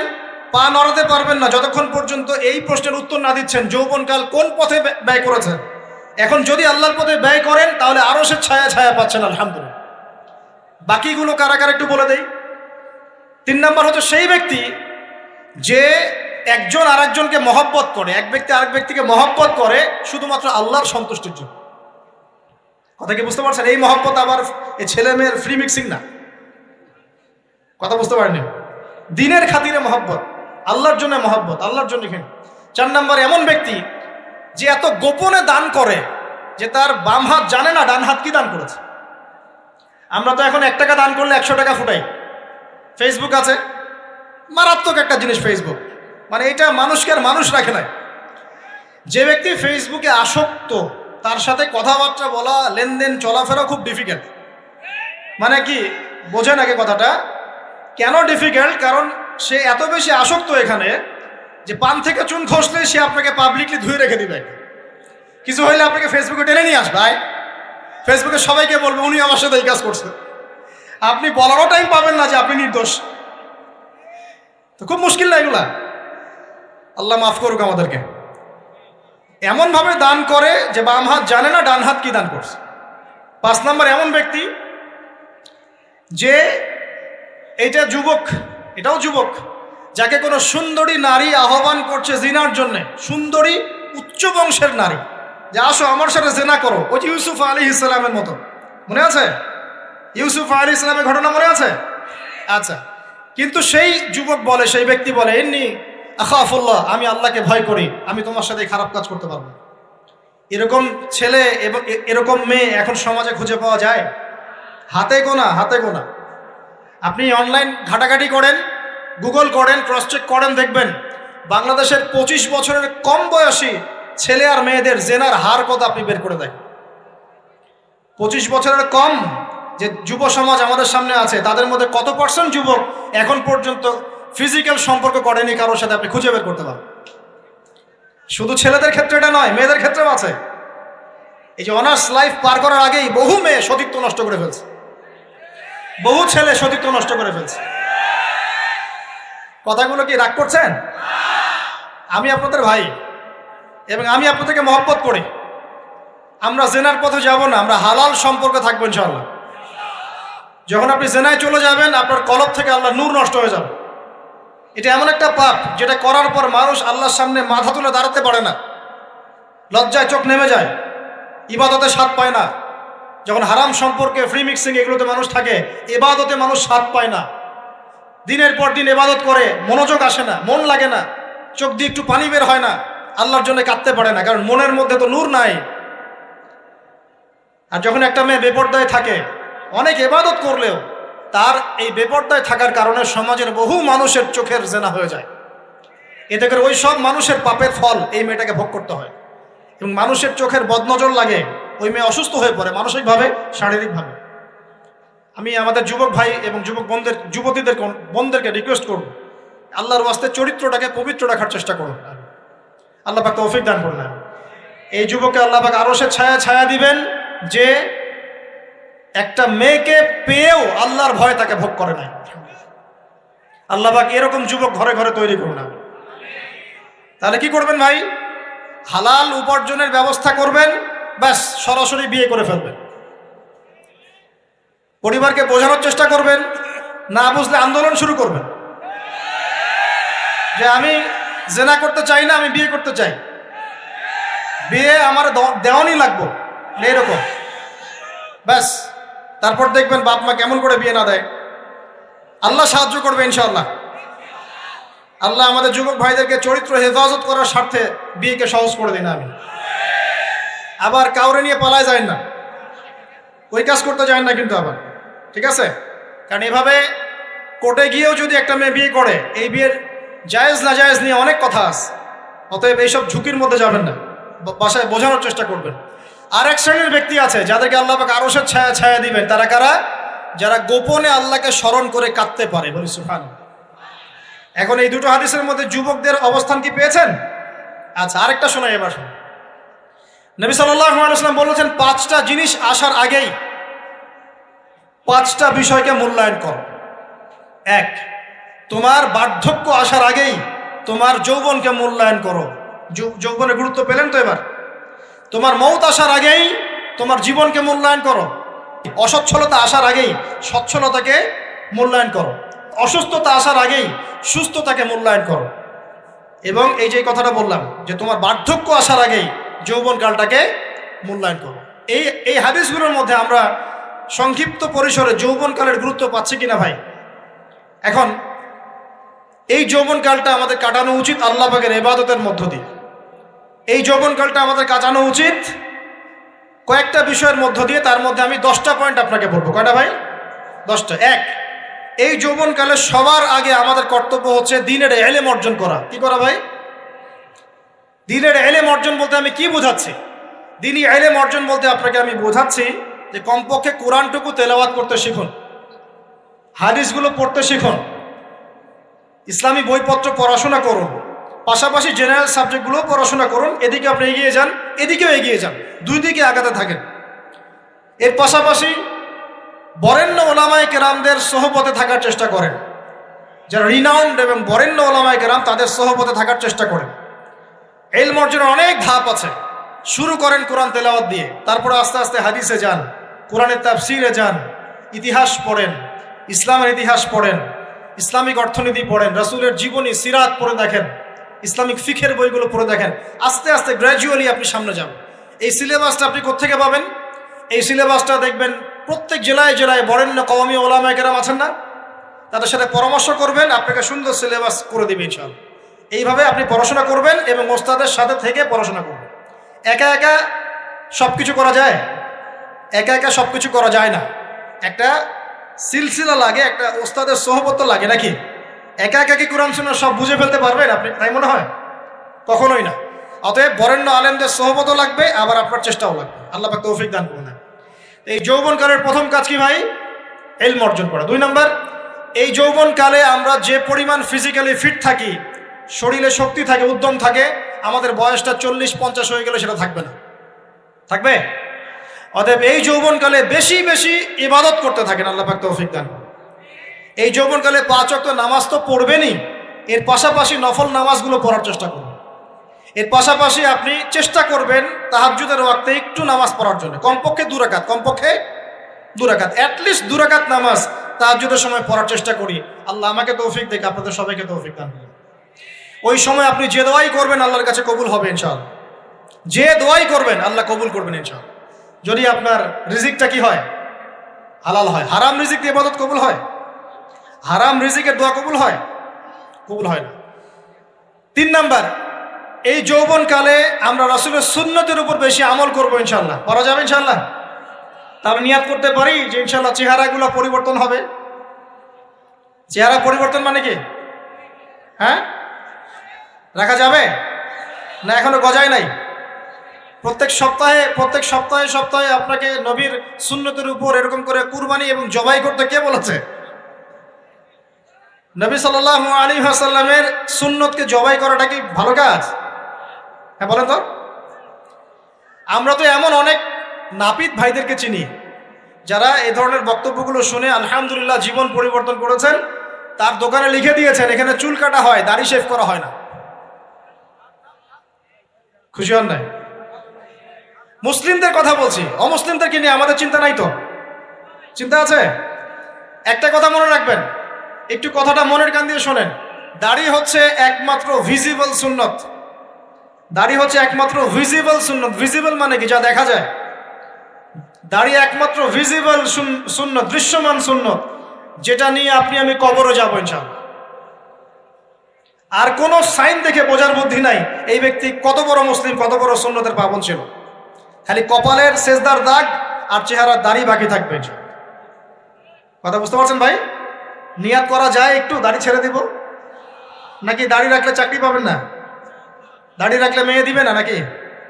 তো যে মেয়ে দাড়ি রাখলে বিয়ে করতে চায় না তাকে বিয়ে করারও দরকার নাই। আর দাড়ি রাখলে যে চাকরি আপনাকে ছাড়তে হয় ওই চাকরিও করার দরকার নেই। চাকরির মধ্যে সব রিজিক আপনার মনে হয়? রিজিকের সবচেয়ে বড় অংশ আছে কিসের মধ্যে? বিজনেসের মধ্যে। যারা বিজনেস করে তাদের আন্ডারেই লক্ষ লক্ষ মানুষ চাকরি করে। বাংলাদেশে যে ইকোনমিক সিস্টেম, এই ইকোনমিক সিস্টেমের মূলে কারা জানেন? ব্যবসায়ীরা। কারা? বড় বড় ব্যবসায়ীরা। এমন অনেক ব্যবসায়ী আছেন যাদের একজনের জাকাতের টাকা দিয়ে একটা গ্রামের মানুষকে খাওয়ানো যায়। বিশ্বাস করছেন না? ইকোনমিক তো আমার সাবজেক্ট, আমরা পড়েছি এগুলো, পড়াশোনা করেন, দেখেন। বিজনেস, এরপরে আছে ক্রিয়েটিভ কোনো প্রজেক্ট, এমন কোনো প্রজেক্ট যেটা এখন পর্যন্ত কেউ লঞ্চ করে নাই। এখন অনলাইনে অনেকে আয় করেন না, আজকে থেকে 20 বছর আগে মানুষ এটা করেছিল। এখন অনেক মানুষ বাহির থেকে পড়াশোনা করে দেশে এসে এই যে ডেইরি প্রজেক্ট করছে, পোলট্রি করছে, নতুন নতুন অনেক প্রজেক্ট করছে না? কৃষিভিত্তিক অনেক কাজ করছে। তারা কি সচ্ছল না? আমি একজন ভাইয়ের কথা জানি, যিনি আলহামদুলিল্লাহ আল্লাহর এই অধম বান্দার ওয়াজ শুনে সুদের চাকরি ছেড়ে দিয়েছিলেন। চাকরি ছেড়ে দিয়ে তিনি চায়ের বিজনেস শুরু করে, চায়ের বিজনেস। তো ইদানিং জানলাম তিনি এখন মানুষকে টাকা ধার দেন। মাশাআল্লাহ, তিনি এখন মানুষকে টাকা ধার দেন চায়ের ব্যবসা করেই। আর আমাকে তো এখনো মানুষের কাছে হাত পাততে হচ্ছে। কথা বুঝতে পারেন নাই? আল্লাহ পাক তাকে সুদ ছেড়ে দেওয়ার জন্য সচ্ছল করে দিয়েছেন। এই ওসিলা দিয়েই তিনি সচ্ছল হয়েছেন আলহামদুলিল্লাহ। রিজিক কার হাতে? এটা বিশ্বাস করেন, রিজিক আল্লাহর হাতেই। আল্লাহ পাক চাইলে আপনাকে বেহিসাব রিজিক দিবেন ইনশাআল্লাহ। অতএব সুন্নতকে বিসর্জন দিয়ে নয়, সুন্নতে থাকেন, আল্লাহ পথ খুলে দিবেন ইনশাআল্লাহ। আল্লাহ পাক তৌফিক দান করুন। যুবক ভাইদেরকে বলছিলাম, তাহলে প্রথম কাজ আমাদের ইলম অর্জন করা, তারপরে কি ভাই? নামাজের পাবন্দ হওয়া, আর নামাজ ফরজের পাশাপাশি নফলগুলোও চর্চা করা। 3 নম্বর বলেছি রাসূলের সুন্নতের উপর একদম ইস্তেকামা, দৃঢ়ভাবে আমল করা। আর সুন্নত শিখতে হলেই তো 3 দিনের জন্য বেরিয়ে যান, 7 দিনের জন্য, 40 দিনের জন্য বেরিয়ে যান। সুন্নত শিখিয়ে আপনাকে বাসায় পাঠাই দেবে ইনশাআল্লাহ। পড়াবে না? অনেক মানুষ মনে করে যে তাদের ওখানে গেলে আমার আকীদা নষ্ট হয়ে যাবে। হ্যাঁ, তাই না? তারা বিভ্রান্ত। হ্যাঁ, নাউজুবিল্লাহ। স্বপ্নে পাওয়া ধর্ম, অনেকে টিটকারি মারে, স্বপ্নে পাওয়া ধর্ম। এইসব ব্যঙ্গের ছাতার মতো আদর্শের দিকে মুখ ফিরাবেন না। মাকবুল জামা, যেগুলো মাকবুল জামা, ক্লাসিক্যাল ইসলামের মধ্যে থাকেন, আপনি বিভ্রান্ত হবেন না। তারা আপনাকে কখনো খারাপ কাজে আদেশ করেছে? কত চোর ডাকাত মদখোর মানুষ সেখানে গিয়ে 5 ওয়াক্ত নামাজি হয়ে গেছে, সুদের ব্যবসা ছেড়ে দিয়েছে, মাদক ছেড়ে দিয়েছে, আল্লাহর ওলি হয়ে গেছে আলহামদুলিল্লাহ। তো আপনাকে তারা সুন্নত শিখিয়ে বাসায় পাঠিয়ে দিবে। এছাড়া আপনি অন্যভাবে শিখতে চলে শিখবেন, সমস্যা কি? যদি মাদ্রাসায় পড়ার তৌফিক থাকে তাহলে পড়বেন। সবাই কি মাদ্রাসায় পড়ার তৌফিক পাবে? পাবে না। নিঃসন্দেহে কিছু মানুষ তৌফিক পাবে, কিছু মানুষ হয়তো পাবে না। যারা পাবে না তারা দিন শিখবে কিভাবে? এভাবেই তো শিখবে। সুন্নতের উপর আমল করতে হবে, এটা সবচেয়ে বড় কথা। আল্লাহ পাক আমাদের সবাইকে সুন্নাহর উপর আমল করে তৌফিক দান করুন। 4 নম্বর ভাই, যৌবনকালে আমরা আমাদের সময়গুলোকে মূল্যায়ন করবো ইনশাআল্লাহ। কথা বুঝতে পারছি ভাই? সময় মূল্যায়ন কেমন? আপনার দিন রাতের একটা রুটিন থাকবে, এলোমেলো লাইফ লিড করবেন না। এই যে আমরা, আল্লাহ মাফ করুক, আমরা এখন 3টায় 2টায় 4টায় ঘুমাই, 12টা 1টা 2টায় উঠি, নাউজুবিল্লাহ। এতে করে কি আমাদের রুটিন লাইফটা ঠিক আছে? আমাদের খাওয়ার ঠিক নাই, আমাদের ঘুমের ঠিক নাই, আমাদের মানে খাবারের যে অভ্যাস, খাদ্যাভ্যাসও ঠিক নাই। আমরা একটু খেলাধুলা আগে করতাম, সেটাও এখন করি না। সারাদিন ফোন নিয়ে বসে থাকি, আর এই যে ইউটিউব ফেসবুকে বসে থাকি। গোল হয়ে বসে লুডো খেলে। গোল হয়ে কি করে? লুডো খেলে, অনলাইনে গেমস খেলে, অনলাইনে পাবজি খেলে, ফ্রি ফায়ার খেলে। আগে তো তাও ছেলে পেলে একটু ফুটবল খেলতো, ক্রিকেট খেলতো, আমরাও তো খেলেছি। ওই সময় তাও আলহামদুলিল্লাহ আমাদের ফিজিক্যাল ফিটনেস অনেক ভালো ছিল। এখন ওগুলো বাদ দিয়ে যে মানুষ পর্নোগ্রাফি দেখছে, লুডো খেলছে, পাবজি খেলছে, ফ্রি ফায়ার খেলছে, সারাদিন অনলাইনে বসে অথর্বর মধ্যে বসে আছে, এটা কি ভালো হচ্ছে? এজন্য অ্যাটলিস্ট ফজরের নামাজ পড়ে জিকির আজগার করে পড়াশোনা করে আধা ঘন্টা 1 ঘন্টা একটু খেলাধুলা করলে কি সমস্যা? একটু ফুটবল খেলেন, দৌড়াদৌড়ি করেন, জগিং করেন, একটু ব্যায়াম করেন। আল্লাহ পাক আপনাদের যৌবনে বরকত দান করুন, আমিন। এই কাজগুলো করতে হবে কিনা? ভালো না খারাপ? করেন। আর নিয়মতান্ত্রিক লাইফ লিড করবো আমরা। নিয়মতান্ত্রিক, আমার জীবনে একটা রুটিন থাকবে, এই রুটিনের বাইরে যাব না। পড়াশোনার রুটিন থাকবে, খেলার বা এক্সারসাইজ রুটিন থাকবে, খাওয়া দাওয়ার রুটিন থাকবে, দাওয়ার রুটিন থাকবে, আমি আলেমুল আমাদের কাছে যাবো, এই রুটিন থাকবে। একটা রুটিন লাইফ লিড করবেন, এলোমেলো জীবনযাপন করবেন না। আল্লাহ পাক আমাকে তৌফিক দান করুন, আপনাদের সবাইকে তৌফিক দান করুন। কয়টা বলেছি ভাই? বলেন। 6 নাম্বার, যৌবনকালে সবচেয়ে বেশি বেঁচে থাকবো নারীর ফিতনা থেকে। কি থেকে ভাই? যৌবনকালে সবচেয়ে বেশি বেঁচে থাকবো কি থেকে? একটা হাদিস বলি, নবী সাল্লাল্লাহু আলাইহি ওয়াসাল্লাম বলেছেন, মা তারাকতু বা'দি ফিতনাতান আদাররু আলা রিজালি মিনান নিসা। আমি আমার পরে, নবীজি বলছেন, আমি আমার পরে পুরুষদের জন্য নারীদের চেয়ে ভয়ঙ্কর কোনো ফিতনা রেখে যাই নাই। কেমন ফিতনা? আপনি একটু অনেস্টলি বলেন তো দেখি, যে আমরা যারা পর্নোগ্রাফিতে টুকটাক আসক্ত বা এ ধরনের অনলাইনে বা অফলাইনে এই ধরনের হারাম সম্পর্কের সাথে আছি, মন থেকে কি আপনি ফিল করেন যে আল্লাহ আপনার সাথে আছেন? বলেন তো দেখি, অনেস্টলি বলেন। আপনি যখন নামাজ পড়ে বাসায় ফিরে যান, ফিরে যেতে যেতে যদি আপনার চোখে খারাপ কিছু পড়ে, আপনার মনের নূরটা নষ্ট হয়, আপনি বুঝতে পারেন না? বুঝতে পারেন না? যখন আপনি এরকম হারাম কোনো সম্পর্কে আছেন, নাউজুবিল্লাহ, আপনার মনটা যে শক্ত হয়ে গেছে, আপনি বুঝতে পারেন না? আল্লাহর ওয়াস্তে নারী জাতির ফিতনা থেকে সর্বোচ্চ দূরত্ব অবলম্বন করবেন। আল্লাহ পাক তৌফিক দান করুন। কি করব তাহলে আমরা? ওই যে বলেছি, হালাল সম্পর্ক করতে পারলে হালাল, যদি করতে না পারি সবর করবেন। কি করবেন? সবর করবেন, ভালো কাজে ব্যস্ত থাকবেন, বেশি বেশি রোজা রাখবেন। কি করবেন?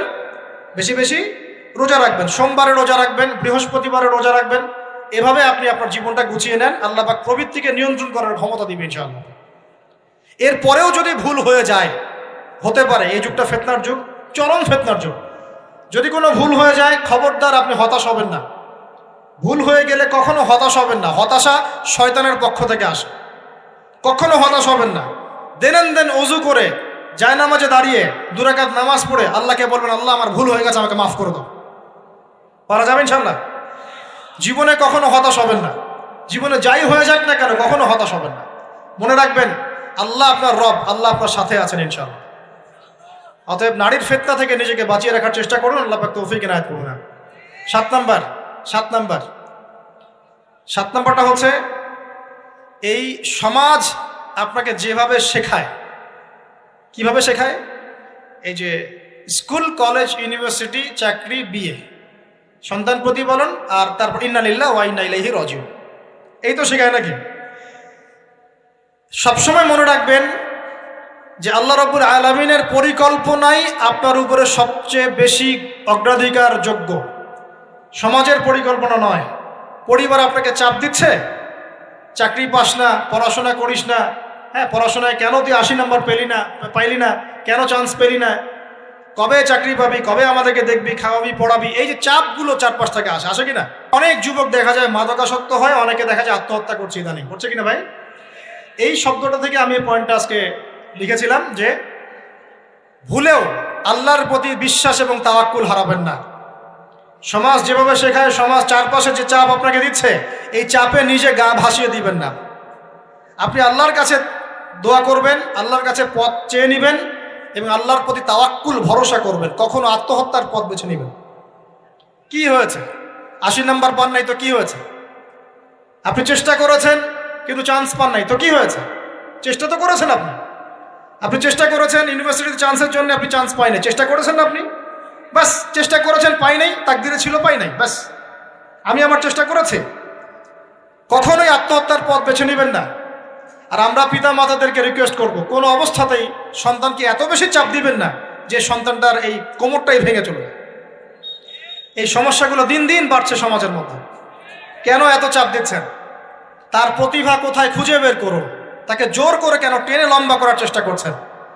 আমাদের সমাজে বাচ্চা হয়ে গেলেই তার পিঠে একটা সিল মেরে দেয়, হয় ডাক্তার না হলে ইঞ্জিনিয়ার। কেন? এর বাইরে কোনো প্রফেশন নাই? আমার সন্তানকে হয় ঢাকা বিশ্ববিদ্যালয়ে চান্স পেতে হবে, না হলে বুয়েটে, না হলে এখানে। এর বাইরে আর কোথাও পড়ারই জায়গা নাই। আর এখানে পড়লেই আমার সে ছেলে বা আমার মেয়ে একদম সবচেয়ে বড় জ্ঞানী হবে, অন্য কোনোভাবে হবে না, এটা গ্যারান্টি দেওয়া আছে?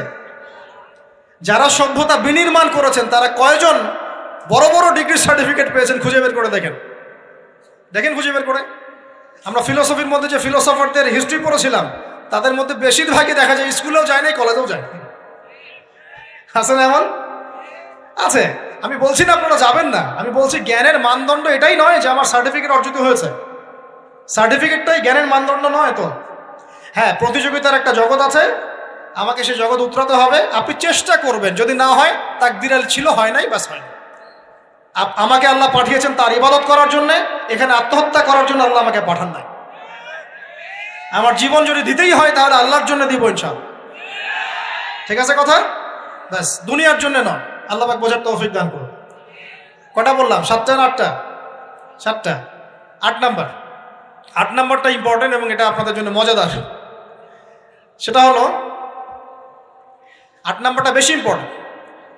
এটা হচ্ছে দিনের পথে চলার ক্ষেত্রে আপনি অনেক রকম মতবাদ পাবেন সামনে। কেউ বলবে আমারটা সঠিক, কেউ বলবে না ওরটা নয়, আমারটা সঠিক, কেউ বলবে না আমার দলটা সঠিক, কেউ বলবে না ওর সংগঠন সঠিক। এগুলো আপনার কান ভারী করে ফেলবে একদম। তখন মনে হবে যে আগেই ভালো ছিলাম রে ভাই, নামাজ পড়তাম না, এখন নামাজ পড়া শুরু করে দেখলাম যে আরে হাতটা বাঁধবো কোথায় এটাই তো ফিক্স করতে পারতেছি না। এখন আমার কিছু তো অভিজ্ঞতা আছে ভাই, নাকি ভাই? ওর আলোকে একটা কথা বল, সেটা হলো সমাজে কিছু ইখতিলাফি মাসআলা আছে, এই মাসআলাগুলো কানেও ঢুকাবেন না। আপনি ইবাদতের মধ্য দিয়ে আল্লাহকে পাওয়ার চেষ্টা করবেন। এবং চিরায়ত একটা ইসলাম আমরা ফলো করছি না, এই ইসলামের মধ্যে এমন কিছু নাই যেটা আপনাকে জাহান্নামে নিয়ে যাবে, এমন কিছু নাই। হ্যাঁ, প্রত্যেকটা ঘরানার মধ্যে কিছু বিভ্রান্ত মানুষ থাকতে পারে, এমন কিছু মানুষ এমন আমল করছে যে আমলটা হয়তো কোরআন এবং হাদিসে নাই। এটা তার সমস্যা, কোরআন সুন্নাহর সমস্যা নয়। কথা বুঝতে পারছেন? এটা তার সমস্যা, সে এটাকে সেই বেদাতটা করছে, সেই শিরকটা করছে। তার মানে এই নয় যে কোরআন হাদিস আমাকে শিরক শিখিয়েছে, বেদাত শিখিয়েছে।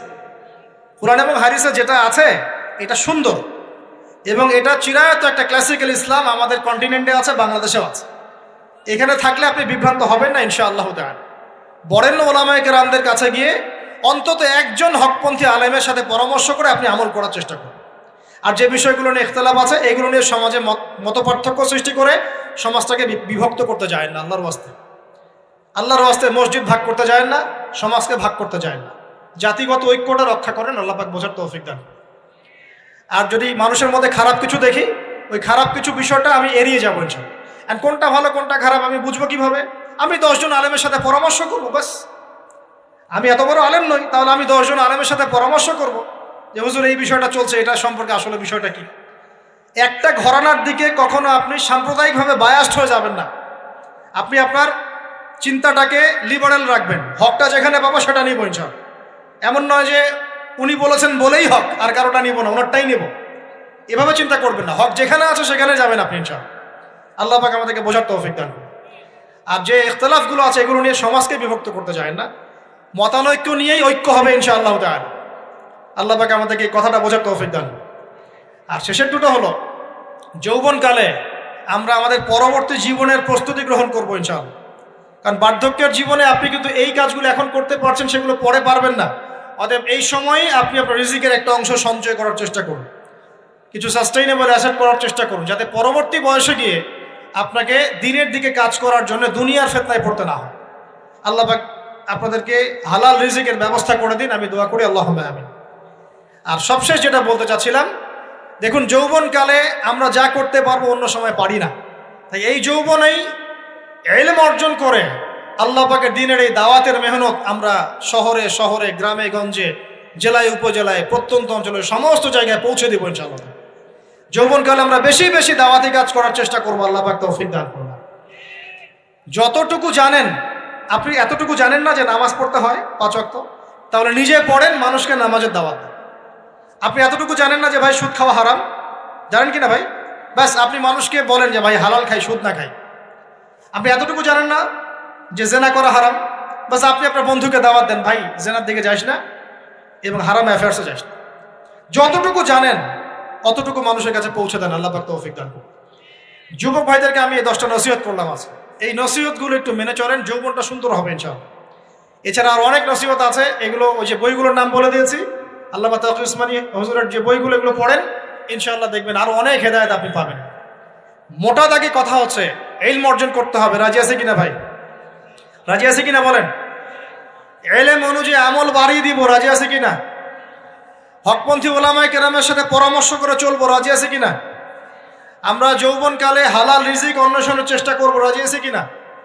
যৌবনের সময়কে বিন্যাস করে চলবো, এলোমেলো জীবনযাপন করবো না। রাজি আছে কিনা?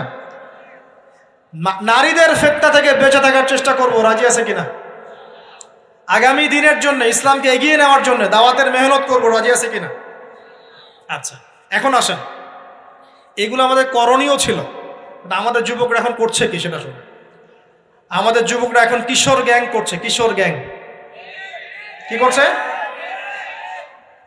আপনাদের পরিবারের কর্তা যারা আছেন তাদেরকে আমি একটু রিকোয়েস্ট করবো, আপনার সন্তানের দিকে খেয়াল রাখেন।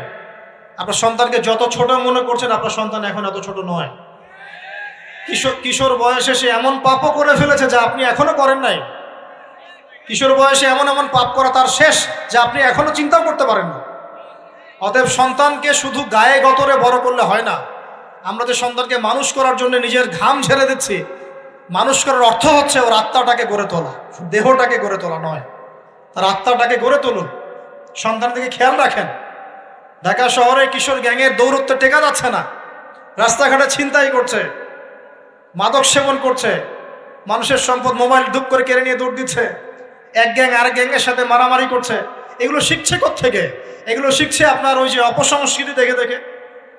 পশ্চিম থেকে, আমাদের পার্শ্ববর্তী থেকে অনেক অপসংস্কৃতি ঢুকছে ভিতরে, ওটা দেখে দেখে দেখে দেখে শিখছে কি করতে হয় না করতে হয়। দুইটা গ্যাং তৈরি করছে এবং সিনেমাতে যেমন দেখানো হয় সে নিজেকে ওই রকম করে চিন্তা করা শুরু করেছে। এই কনসেপ্টগুলো মানুষ পাচ্ছে কোথায়? নাটক সিনেমা থেকে পাচ্ছে।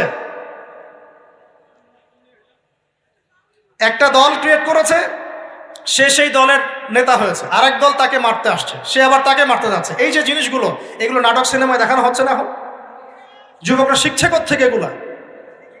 বাংলাদেশের মেয়েদেরকে একসময় শেখানো হয়েছে তুমি সুন্দর না, তুমি কি না, তাদের মনে ঢোকান তুমি সুন্দর না, আরো সুন্দর হতে চাও, আরো সুন্দর হতে চাও, এই ক্রিম মাখো সুন্দর হয়ে যাও। এই একটা কনসেপ্ট ঢুকিয়ে দিয়েছে মাথায়, তুমি সুন্দর না, তোমাকে আরো সুন্দর হতে হবে। আল্লাহ তোমাকে যে সৌন্দর্য দিয়েছেন এটা যথেষ্ট না, অন্যরা আরো অনেক বেশি সুন্দর, তুমি সুন্দর না, এই ক্রিম মাখো সুন্দর হবে। এই করতে করতে করতে ক্রিমের ব্যবসা শুরু হবে। বাণিজ্য, সবকিছুর পিছনে কি থাকে? বাণিজ্য, আর কিচ্ছু না। তারপর শুরু হলো যে পার্লার, অমুক ক্রিম তমুক ক্রিম, অমুক সোনো, এই সেই, বাস মেয়েরা পাগল হয়ে গেল। ব্যাস নতুন নতুন আমরা আমাদের সংস্কৃতি ধারণ করে যে কাপড় চোপড়গুলো পরি, কিছু মানুষ শেখালো এর চেয়ে এই ফ্যাশনটা ভালো, এটা পরো। ব্যাস ঈদে ঈদে নতুন নতুন ফ্যাশন আসা শুরু করলো। আর পাঞ্জাবি পায়জামা পরা তো আমাদের বাপদাদাদেরই সুন্নত, এটা বাঙালিদেরই সুন্নত। সব বাদ দিয়ে এখন আমরা কি শুরু করেছি দেখেন তো। তো এগুলো কিন্তু মিডিয়া দিয়ে আপনাদেরকে ঢোকানো হয়, মিডিয়ার থ্রু দিয়ে। আমরা দেখছি এখন যুবকরা, বহু যুবক মাদকাসক্ত হয়ে যাচ্ছেন, হচ্ছেন কি না? কিসের এত হতাশা ভাই? কি হয়েছে? আপনার গার্লফ্রেন্ড আপনাকে ছেড়ে চলে গেছে? তা গেছে না হয়তো, কি হয়েছে ভাই? কি হয়েছে? গার্লফ্রেন্ড ছেড়ে চলে গেছে তো কি হয়েছে? আল্লাহ পাকের জমিনে কি মেয়ের অভাব নাকি? 40 জন নারীর দায়িত্ব একটা ছেলেকে নিতে হবে সে জামানায়, মানে মা, বোন, ফুপু, খালা, স্ত্রী, এই সব মিলে 40 জন কাঁধে উঠে যাবে। এখন ঘরে ঘরে মেয়েদের সংখ্যা বাড়ছে না? নবীজি বলেছেন শেষ জামানায় মেয়েদের সংখ্যা বাড়বে, ছেলেদের সংখ্যা কমবে। কমছে কি না ছেলেদের সংখ্যা? এখন হয়তো এভারেজ 100, 104, পরে দেখবেন আরো বেড়ে গেছে। শুধু আমেরিকার হিস্ট্রি ঘেটে দেখেন, ওখানে ছেলে মেয়ের অনুপাতটা কেমন, কমছে সব জায়গাতে, আরো সামনে কমবে। তো একজন গার্লফ্রেন্ড আপনাকে ছেলে চলে গেছে, ব্যাস জীবনটা উৎসর্গ করে দিতে হবে তার জন্য? এখন কি ফেন্সিডিল, গাঁজা, ইয়াবা এগুলো সেবন করতে হবে? আপনাকে কে সৃষ্টি করেছেন ভাই? কি উদ্দেশ্যে? প্রথমে কি একটা বলেছে, কি উদ্দেশ্যে?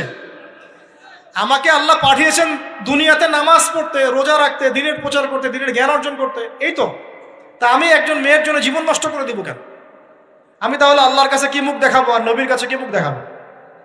ওখানে গিয়ে বলবো আল্লাহ আমি আমার অমুক প্রেমিকার জন্য আশেক হয়ে একদম জীবন দিয়ে দিয়েছি, আত্মহত্যা করেছি? গেছে ভাই, যাইতে দেন। যে ব্যক্তি আপনার অবস্থানকে মূল্যায়ন করে নাই সে আপনার যোগ্য ছিল না। এখন আপনি কি করবেন? নিজের অবস্থান উন্নত করেন, আপনার পিছনে লাইন ধরে ঘুরবে ইনশাআল্লাহ। এটাই বাস্তবতা। দুনিয়া খুব খারাপ জিনিস। মানুষ মানুষের অবস্থানকে মূল্যায়ন করে, মানুষ মানুষের অবস্থানকেই মূল্যায়ন করে, কিন্তু আল্লাহ রাব্বুল আলামিন আপনাকে সর্বাবস্থায় ভালোবাসেন। আলহামদুলিল্লাহ। এই যে আমরা এখন অনেক পাপ করছি না, আল্লাহ কি আমাদেরকে আযাব দিয়ে ধ্বংস করে দিয়েছেন? আল্লাহ পাক এখনো আমাদেরকে ভালোবাসেন, রহম করেন, অপেক্ষায় আল্লাহ পাক অপেক্ষা করছেন কখন তওবা করবে, আমি তওবা কবুল করব। এই কখন আমার বান্দা খালি একবার বলে আস্তাগফিরুল্লাহ, আল্লাহ পাক সাথে সাথে মাফ করে দেবেন। আর সেই আল্লাহকে ভুলে আপনি কার পিছনে ছুটছেন? আমরা কিন্তু নিয়াত করতে পারি ভাই যে আমরা যারা ওয়াজ শুনলাম জীবনে কোনোদিন সিগারেটে হাত দিব না ইনশাআল্লাহ। রাজি আছি ভাই? অন্য বড় বড় জিনিস তো বহুত দূরের কথা। আচ্ছা, অনেকে রাজি হয় নাই কেন? আপনারা কি অলরেডি আসক্ত? আমি অনেক ভাইকে দেখেছি মাশাআল্লাহ ইফতার খুলেই একদম বেনসন টানা শুরু করে। হ্যাঁ, এটা যে হারাম আপনাদের কেউ ওয়াজ করে শোনায় নাই? এটাকে কি মনে করেন আপনারা, হারাম না হালাল? কেউ বলেছে মাকরু, নাকি মাকরু ফতোয়া দিয়েছে?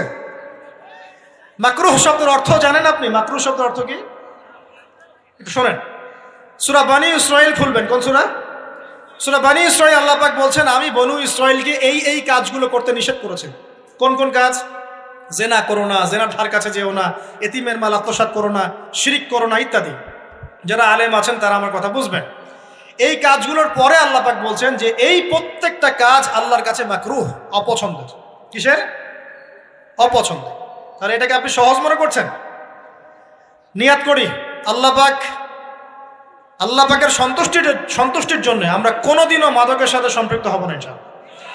আর বিশ্বাস করেন, শুধুমাত্র মাদকদ্রব্য নিয়ন্ত্রণ অধিদপ্তর এই আইন কানুন এগুলো দিয়ে জরিমানা দিয়ে মানুষকে মাদক ছাড়ানো যাচ্ছে না, যাবে না। কেন যাবে না এটা আপনারা খুব ভালো করেই জানেন, আমি বলতে চাচ্ছি না। অনেক সময় মাদক বিরোধী কনসার্ট করে মানুষ, মাদক বিরোধী কনসার্টে ওঠার আগে এক বোতল ডাইল খেয়ে আসে আগে। এগুলো কি বাস্তব কথা বলছি না অবাস্তব কথা বলছি? আমাদের যুবক ভাইরা কোশ্চিন কালেও মাদকের ধার কাছে যাবেন না ইনশাআল্লাহ। একটা হাদিস খালি মনে রাখেন, একটা, এই হাদিসটা মনে রাখেন। নবী সাল্লাল্লাহু আলাইহি ওয়াসাল্লাম বলেছেন কেউ যদি মাদকদ্রব্য সেবন করে তার 40 দিনের নামাজ কবুল হবে না। সিগারেট একটা খেয়েছি, 40 দিন নামাজ নাই। এরপর যদি সে তওবা করে আল্লাহ মাফ করে দিবে। আবার যদি মাদক খায় আবার 40 দিন কবুল হবে না। যদি আবার তওবা করে আল্লাহ মাফ করে দিবে। আবারও যদি খায় আবারও 40 দিন কবুল হবে না। আবারও তওবা করলে আল্লাহ আবার মাফ করে দিবে। চতুর্থবার সে যদি মাদক খায়, আল্লাহ রসুল সাল্লাল্লাহু আলাইহি ওয়াসাল্লাম বলছেন আল্লাহ পাক কিয়ামতের মাঠে তাকে তিনাতুল খাবাল পান করাবেন। কি পান করাবেন? তিনাতুল খাবাল। সাহাবীরা বললেন ইয়া রাসূলুল্লাহ এটা কি? তিনাতুল খাবাল কি?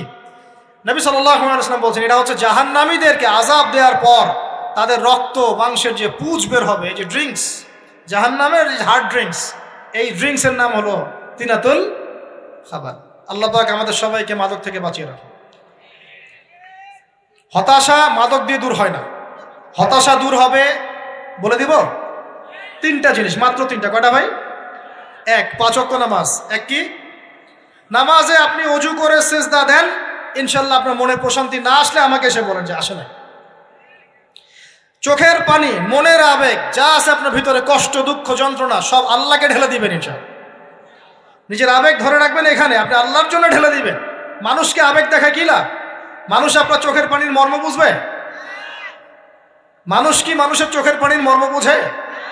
আপনার পিতা যদি মারা যায় আমার কাছে এসে দোয়া চান, কান্নাকাটি করে, আমি দোয়া করতে পারবো কিন্তু আমি কিন্তু আপনার ফিলিংসটা বুঝতে পারবো না। আপনার অনুভূতি কে বুঝতে পারবেন? আল্লাহ পাক আপনার ঘাড়ের রগের চেয়েও কাছে আছে। সুবহান সুবহান, আল্লাহ পাক ঘাড়ের রগের চেয়ে কাছে আছে। গতকালকে বাংলাদেশের একজন বরেণ্য আলেমের সাথে একটা কনফারেন্সে ছিলাম। উনি বলছিলেন যে এক ব্যক্তি, এটা শোনেন, এক ব্যক্তি খুব তার শখ যে তিনি সাহাবীদের মতো নামাজ পড়া শিখবেন। কথা বুঝতে পারছেন? সাহাবীদের মতো নামাজ শিখবেন। তো একজন বরেণ্য আলেমের কাছে এসেছেন, এসে বলছেন যে আমাকে সাহাবীদের মতো নামাজ শিখিয়ে দেন। তখন সেই আলেম আরেকজন আলেমের সন্ধান দিয়েছেন যে তুমি তার কাছে যাও, তিনি শেখাবেন। তো সেই ব্যক্তি একটু অবাক হয়েছেন, কারণ যাকে প্রশ্ন করেছিলেন তিনি অনেক বড় মুহাদ্দিস, আর যার কাছে পাঠানো হচ্ছে তিনি অত বড় মুহাদ্দিস নন, কিন্তু আবেদ, আমল করেন। তাকে গিয়ে বলছেন উনি আমাকে পাঠিয়েছেন সাহাবীওয়ালা নামাজ শিখিয়ে দেন।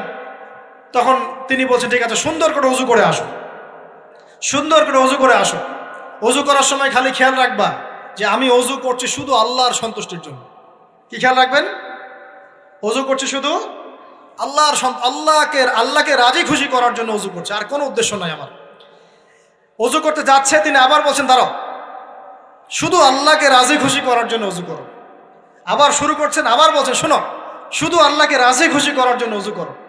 এভাবে বলতেই আছেন, নামাজে দাঁড়িয়েছেন, দাঁড়ানোর আগে বলছেন শোনো, শুধু আল্লাহকে রাজি খুশি করার জন্য নামাজ পড়ো। বলতেই আছেন। এক পর্যায়ে সে ব্যক্তি নামাজ শুরু করলো, নামাজে মনোযোগ এদিক ওদিকে যায়, আর তার মাথায় এটা আসে, এই শুধু আল্লাহকে রাজি খুশি করার জন্য আমাকে নামাজ পড়তে হবে, শুধু আল্লাহকে রাজি খুশি করার জন্য নামাজ পড়তে হবে। এই চিন্তা তার মনের মধ্যে ঘুরপাক খাচ্ছে। এভাবে নামাজটা সে শেষ করেছে। শেষ করে চিন্তা করছে যে নামাজ তো পুরোপুরি মনোযোগ দিতে পারলাম না, বারবার মাথার মধ্যে এরকম চিন্তা আসছে, আল্লাহ আমাকে তুমি মাফ করে দাও, নামাজটা আমার মনে হলো না ঠিক মতো।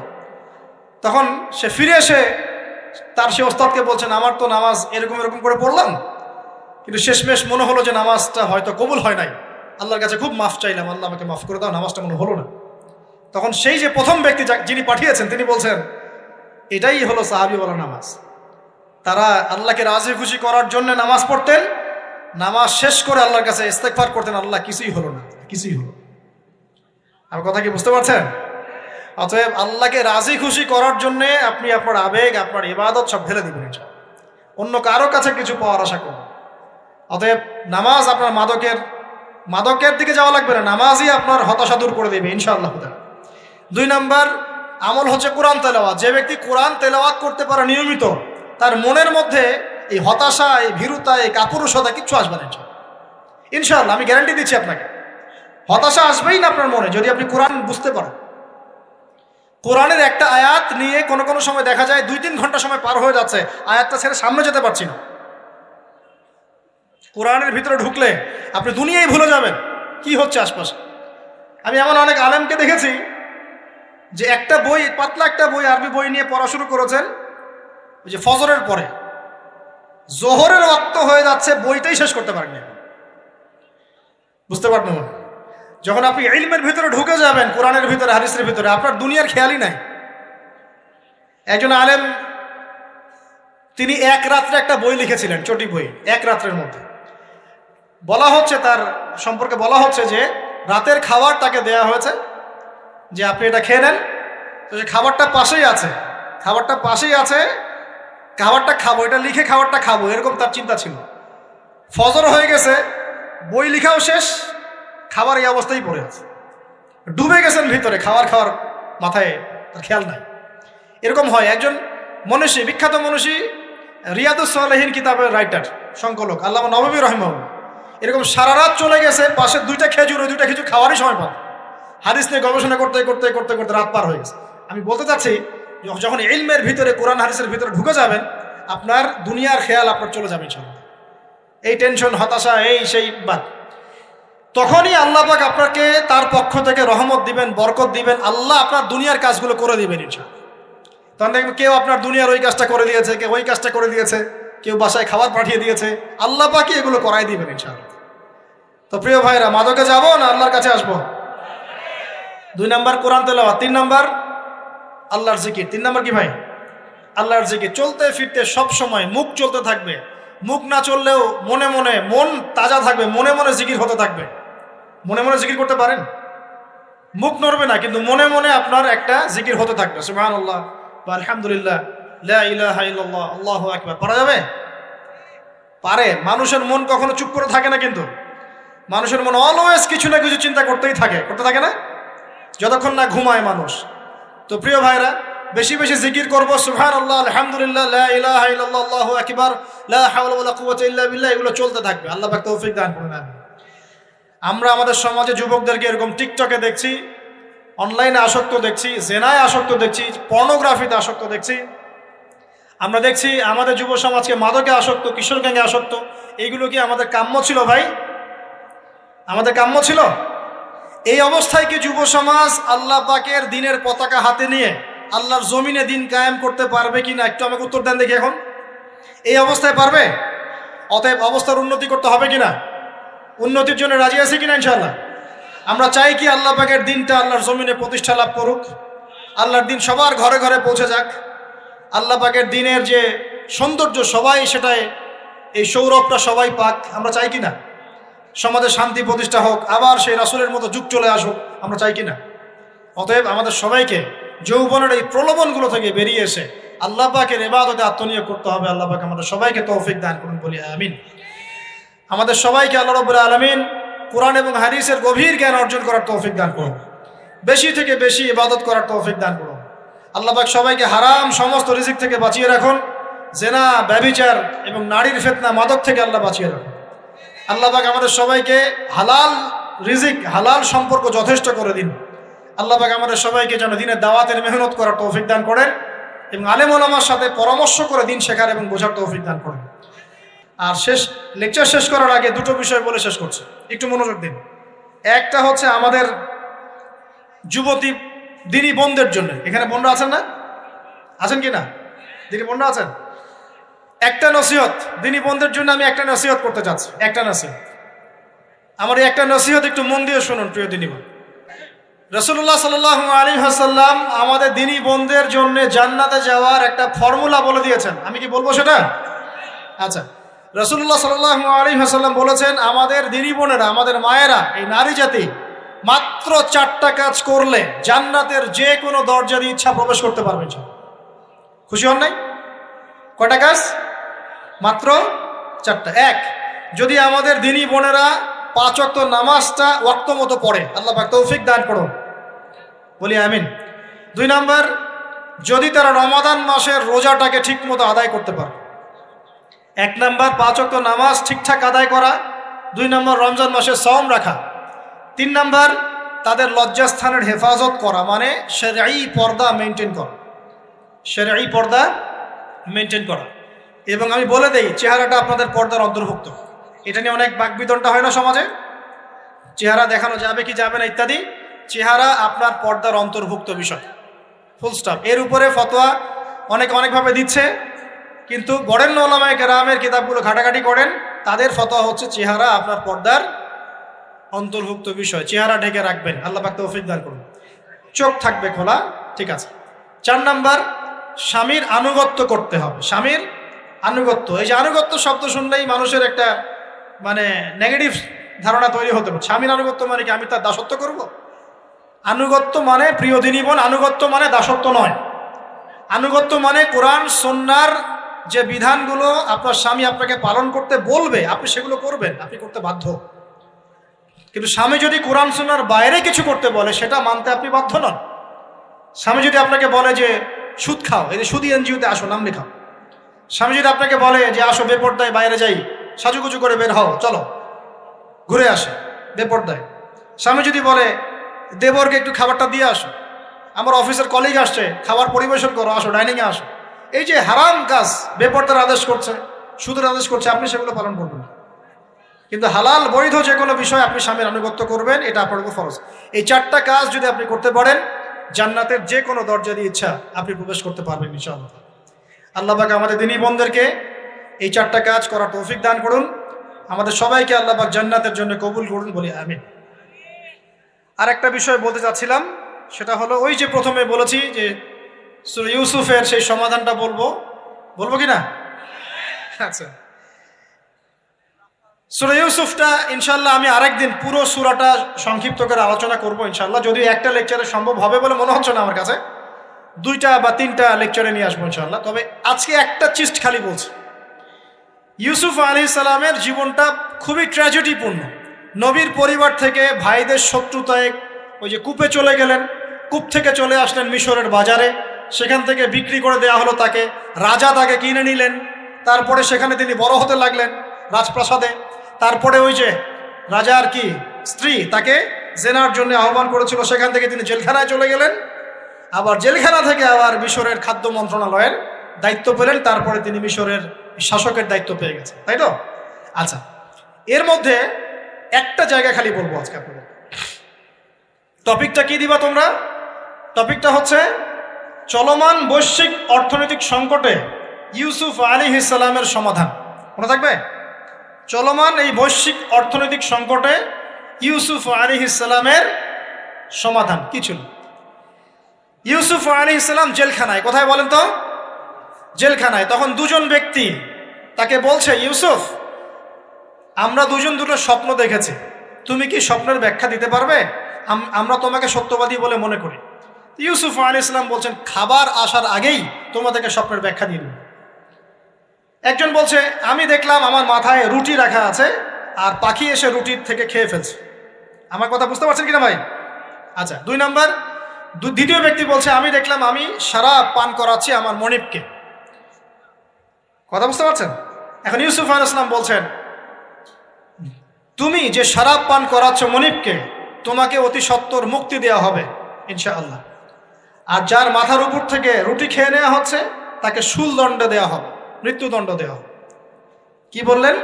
একজনকে দেওয়া হবে মৃত্যুদণ্ড, একজন কি হবে? ছাড়া পাবে।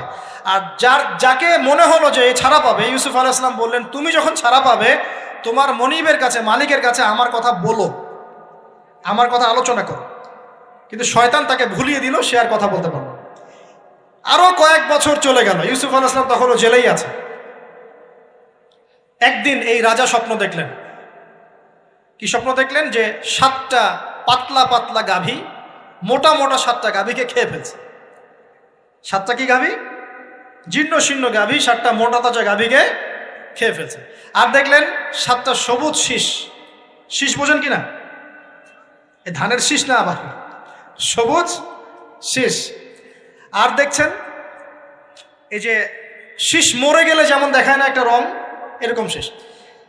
তো এখন রাজা খুব চিন্তিত হয়ে পড়লেন যে আসলে এই স্বপ্নের কি ব্যাখ্যা। তিনি সবাইকে ডেকে বললেন, স্বপ্নের ব্যাখ্যা কি তোমরা জানো? তখন রাজ্য পরিষদের এই যে এমপি মন্ত্রী যারা আছে তারা বলছেন, না, এটা কি স্বপ্ন, আহলাম, এটা একটা বাজে স্বপ্ন, উদ্ভট স্বপ্ন, আমরা এটার মানে জানি না। আমরা হলো তাই তো বলতাম নাকি ভাই?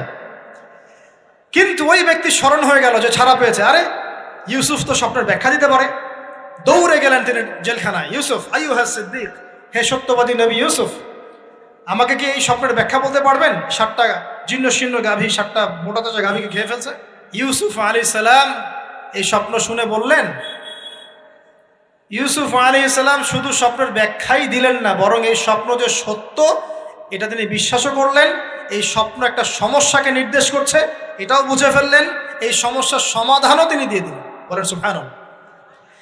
আমার কথা বলছেন, ইউসুফ আলাইহিস সালাম স্বপ্নের ব্যাখ্যা দিচ্ছেন না, বরং স্বপ্নটা যে সত্য তিনি মেনে নিচ্ছেন এবং এই স্বপ্নের ফলে একটা সামনে খারাপ সময় আসতে যাচ্ছে এটা তিনি বিশ্বাস করছেন এবং এর সমাধান তিনি জাতিকে দিচ্ছেন। ইউসুফ আলাইহিস সালাম বলছেন, তোমাদের সামনে 7 বছর দুর্ভিক্ষ হবে। কি হবে বলেন? 7 বছর।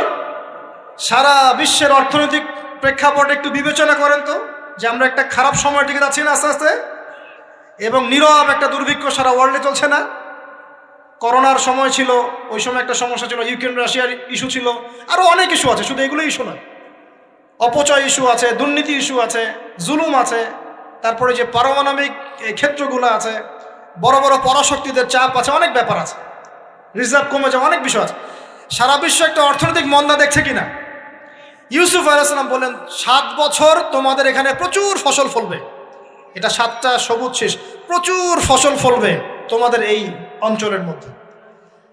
তোমরা একটা কাজ করো, তোমরা ওই 7 বছরের ফসলের যতটুকু অংশ তোমাদের না খেলে নয়, অতটুকু দিয়ে তোমরা তোমাদের জনগণের চাহিদা পূরণ করো, আর বেশি অংশটাকে রিজার্ভ করে রেখে দিও। আমার কথা বুঝতে পারছেন? ইউসুফ আলাইহিস সালাম বলছেন না যে স্বপ্নটা সত্য, তিনি সমাধান দিচ্ছেন উল্টা। এটা তো হবে সামনে, স্বপ্ন সত্য মিথ্যা তো দূরের কথা, এটা সামনে হতে যাচ্ছে।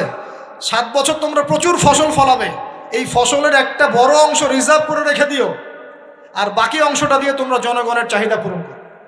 মানে অপচয় করা যাবে না, যাবে কোনো সম্পদ অপচয় করা যাবে না। এরপর তোমাদের সামনে আসবে 7টা বছর দুর্ভিক্ষের বছর, আকাশ বৃষ্টি বন্ধ করে দেবে। আকাশ কি করবে? বৃষ্টি বন্ধ করে দেবে। তার মানে ওই 7 বছর আমরা কিভাবে চলবো তাহলে?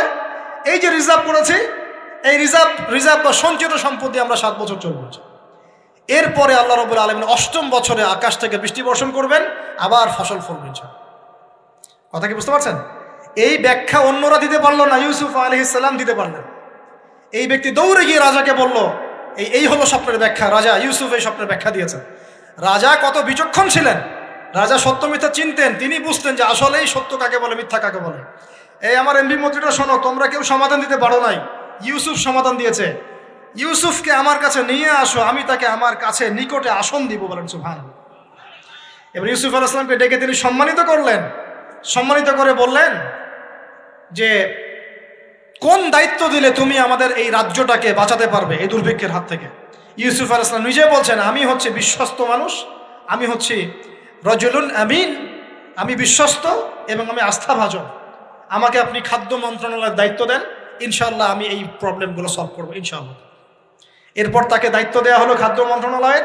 7 বছর তিনি এরকম পলিসি গ্রহণ করলেন। মিশরের লক্ষ লক্ষ মানুষ পরবর্তী 7 বছরের দুর্ভিক্ষ থেকে বেঁচে গেছে। কোরআন তো মূল্যায়ন করি না আমরা, আর কোরআনের কথা যারা বলে ওদেরকেও মূল্যায়ন করি না। এই জন্য আমরা বলছি, বর্তমান চলমান অর্থনৈতিক সংকটের সবচেয়ে বড় বড় সমাধান হচ্ছে এক, ভাই জনগণ হই আর সরকার হই, কোনো সম্পদ অপচয় করা যাবে না। আমরা সম্পদ অপচয় করি না? আপনি উজু করেছেন, আপনি 1 বালতি পানিতে উজু করেছেন, ট্যাপ ছেড়েছেন, মসজিদের 1 বালতি পানি চলে গেছে, কেন পানি অপচয় করলেন? আমাদের 5টা ফ্যানের দরকার নেই বাসায়, আপনি 5টা ফ্যান চালাচ্ছেন কেন? আপনি ঘর থেকে বের হলেন, ফ্যান চলছে, কেন চলছে? ঘর মুছেছেন, ফ্যান ছেড়ে দিয়েছেন, এই যে পাখা বাতাসে শুকাবে মাটি, কেন? এসি চালিয়েছেন, 24 ঘন্টা চালানোর কি দরকার? 2 ঘন্টা চালিয়ে বন্ধ করলে হয়। বিদ্যুতের ব্যাপার, গ্যাসের ব্যাপার, তেলের ব্যাপার, আমরা কি কম অপচয় করি মনে হচ্ছে আপনার কাছে? আমরা প্রচুর অপচয় করি। আর আমরা জনগণরা সাধু না, আমরা বেশি অপচয় করি। আমরা অপচয় করি না ভাই? প্রমাণ আপনি নিজের বাসায় পাবেন। পানির অপচয়, আপনার তেলের অপচয়, আপনার গ্যাসের অপচয়, আপনার বিদ্যুতের অপচয়, এগুলোর উপর কঠিন আইন করা দরকার। অপচয় করলে শাস্তি দিতে হবে, অপচয় করা যাবে না। অপচয় কমালে কি হবে? আমরা সম্পদ বেশি রিজার্ভ করতে পারবো। এই যুগে কি কি সম্পদ রিজার্ভ করলে আমরা সচ্ছল হতে পারবো, এই হেদায়েতগুলো আপনাকে ওই সোকল প্রোটেস্ট্যান্ট মৌলবীরা দিতে পারবে না ইনশাআল্লাহ তাআলা, কারণ তাদের কাছে ইকোনমিক্সের জ্ঞান নাই। এই যুগে যদি আমরা গ্যাস রিজার্ভ করতে পারতাম, তেল রিজার্ভ করতে পারতাম, গোল্ড রিজার্ভ করতে পারতাম, সিলভার রিজার্ভ করতে পারতাম, এবং যে কারেন্সি সারা ওয়ার্ল্ড ওয়াইড চলছে এখন, এগুলোকে রিজার্ভ করতে পারতাম, এবং জনগণের যতটুকুতে প্রয়োজন এতটুকু সাপ্লাই করে বাকিটা রিজার্ভ করে রাখতে পারতাম, আসন্ন সময়ে এটা দিয়ে আমরা বৈশ্বিক সংকট মোকাবেলা করতে পারতাম। আমার কথা রাগ করলেন? আমি কি কারো শত্রু? কোন দলের লোক? আমি আপনাদের জাতির একজন, আপনাদেরই ভাই, আপনার শুভাকাঙ্ক্ষী, এবং আপনি আর আমরা ভাইয়ের মতো। কিসের মতো? নিজের ভাইয়ের মতো।